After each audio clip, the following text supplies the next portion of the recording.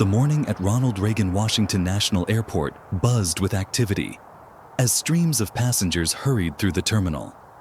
The air was filled with the familiar mix of anticipation and nervous energy that accompanies every journey.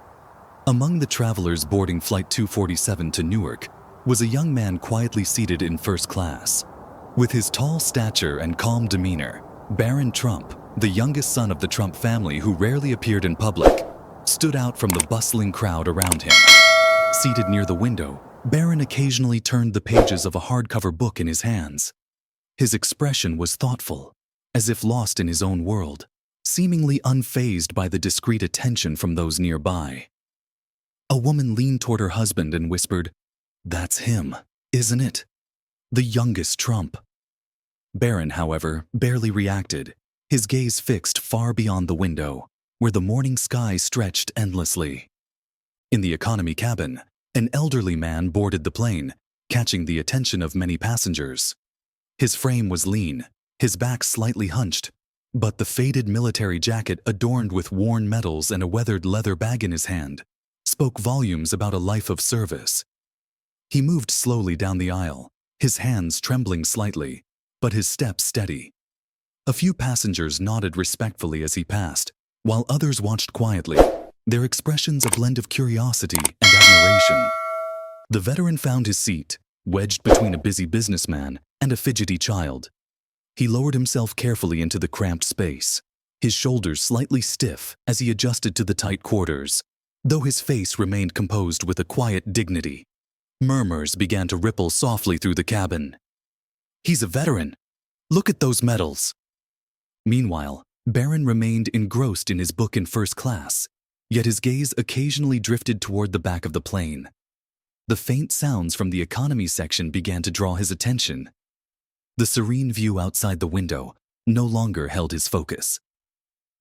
Barron leaned back in his seat, his expression momentarily contemplative as his eyes lingered in the direction of the elderly veteran, as though sensing that something significant was about to unfold. Inside the cabin, the usual pre-flight routines carried on. Passengers settled into their seats, and flight attendants conducted their final checks of the overhead compartments.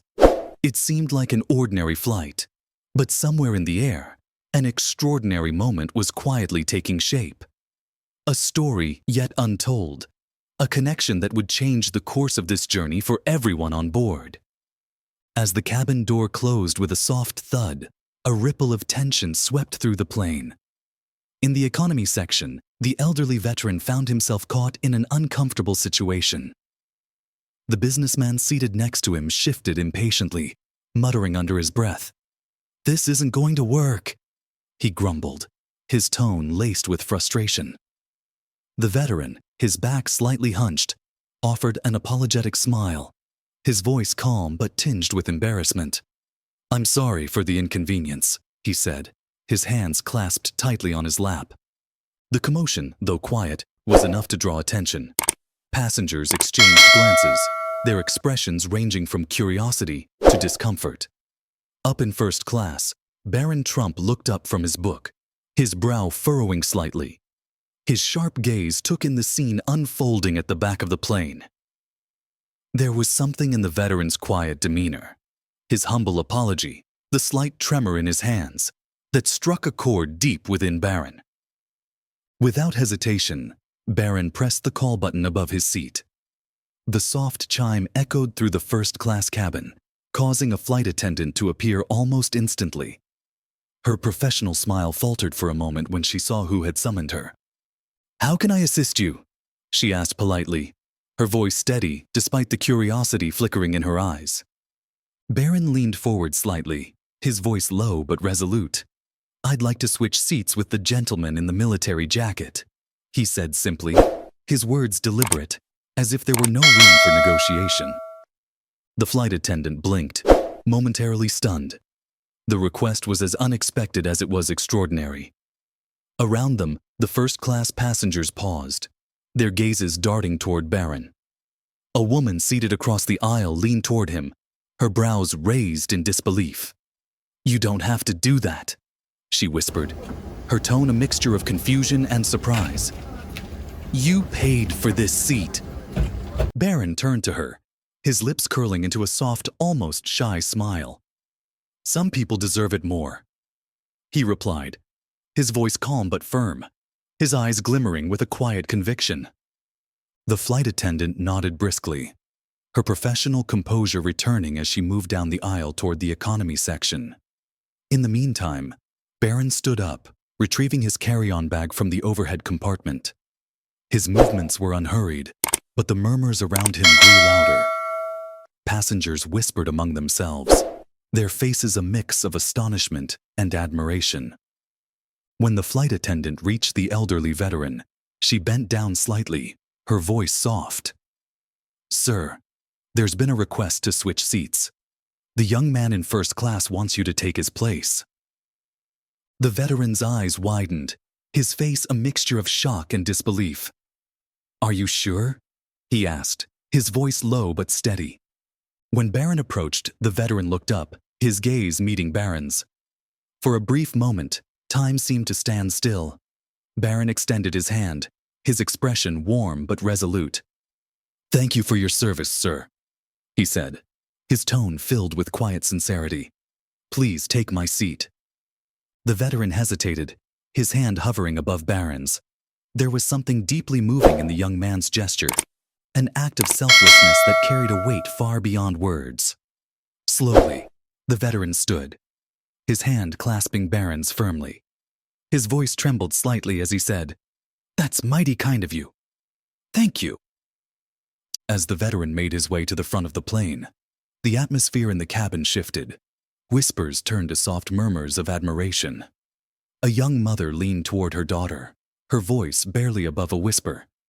"Did you see that? He just gave up his first-class seat," she said, her tone filled with awe. Barron, now seated in the economy section, adjusted his tall frame into the cramped seat. Despite the tighter space, he seemed completely at ease, his attention returning to the book in his hands. Around him, passengers continued to steal glances, their expressions a mix of gratitude and quiet respect. The veteran, now seated in first class, adjusted the plush armrest, his hands trembling slightly as he took in the unexpected comfort. A flight attendant approached with a warm blanket and a complimentary drink, her tone kind. "The young man said you should have this seat," she explained. The veteran nodded slowly, his voice soft but filled with emotion. "It's been years since I've been treated like this," he murmured, his words carrying a profound weight that hung in the air like an unspoken truth. And yet, the story was far from over. What began as a small act of kindness was about to unfold into something no one on that flight could have anticipated. The plane had reached its cruising altitude, and the cabin lights dimmed to create a serene atmosphere. Flight attendants moved through the aisles, offering drinks and snacks. Yet, in the first-class section, where the elderly veteran now sat, the air was thick with emotions that words could hardly capture. The veteran sat silently, gazing out the window at the endless blue sky. His hands trembled faintly on his knees, and his eyes carried a mix of emotion, gratitude, reflection, and an unmistakable sense of humility. After a moment, unable to contain it any longer, he turned to the middle-aged woman seated next to him. His voice, warm yet slightly shaky, broke the stillness. "I need to say this," he began, his eyes tinged with sorrow but steady with purpose. The woman looked at him, surprised. "What is it, sir?" she asked, her voice full of gentle concern. The veteran adjusted the small purple heart pin on his jacket, took a deep breath, and began his story. "Years ago, when I returned from the Vietnam War, I had nothing left. I was badly injured, shot twice in the leg, and when I made it back to America, I felt like a lost soul. No home, no family, no direction. I wandered the streets, trying to piece my life together, but everything felt hopeless," he said, his voice dipping lower, burdened with the weight of old pain. The woman listened intently, her eyes glistening with empathy. Nearby passengers, though pretending not to notice, were clearly drawn into the story. "One day in New York, I stood outside a diner, cold and starving. I had almost given up. But then a man came up to me. He didn't just hand me $1 and walk away. He sat with me. He listened to my story. And that man was Donald Trump's father, Fred Trump. His voice grew steadier, and his eyes shone with a distant memory. The woman gasped softly. Fred Trump? Really? The veteran nodded, a faint smile appearing on his face. Yes. He didn't owe me anything, but he made sure I had a roof over my head and a job to help me get back on my feet. He simply said, "You serve this country. This is the least we can do." I'll never forget those words. By now, the passengers nearby were no longer pretending not to listen. A respectful hush settled over the first-class cabin as the story rippled through the rows. A few passengers nodded quietly, their eyes reflecting admiration and emotion. The veteran paused briefly, his gaze shifting toward the economy section, where Barron Trump sat with his book. For a moment, he seemed lost in thought before continuing, his voice thick with emotion. I've always wanted to thank their family, but life moved on, and I never got the chance. And now, today, his grandson has done this for me again. I don't know if it's fate, but this is a gift I'll never forget. In that moment, the first-class cabin seemed to collectively exhale, as though sharing the weight of the veteran's words. A flight attendant quietly knelt beside him, her voice barely above a whisper. Would you like me to tell him what you just shared? The veteran hesitated for a moment, then shook his head gently. Not yet. Let the boy have his peace. But I will thank him, face to face, before this journey ends. And so, the story didn't end there. It wasn't just a coincidence or a random act of kindness. It was a connection that transcended time, a reminder that kindness never fades. It transforms, it spreads, and it continues to shape the lives of those it touches. The atmosphere on the plane was no longer that of an ordinary journey. The veteran's story had awakened deep, hidden memories and emotions in every passenger. They glanced at one another quietly, as if understanding that they were all sharing a sacred moment, a moment where kindness and gratitude transcended every barrier. The veteran, after finishing his story, slowly stood up from his first-class seat. His eyes scanned the cabin, but they stopped only when he spotted Barron in the economy section. His steps were deliberate, yet steady, as though each one carried the weight of years of war and a profound gratitude too immense to be put into words. In the distance, Barron sat quietly, his book resting on his lap. When he sensed the gaze of the elderly man walking toward him, he gently closed his book and looked up.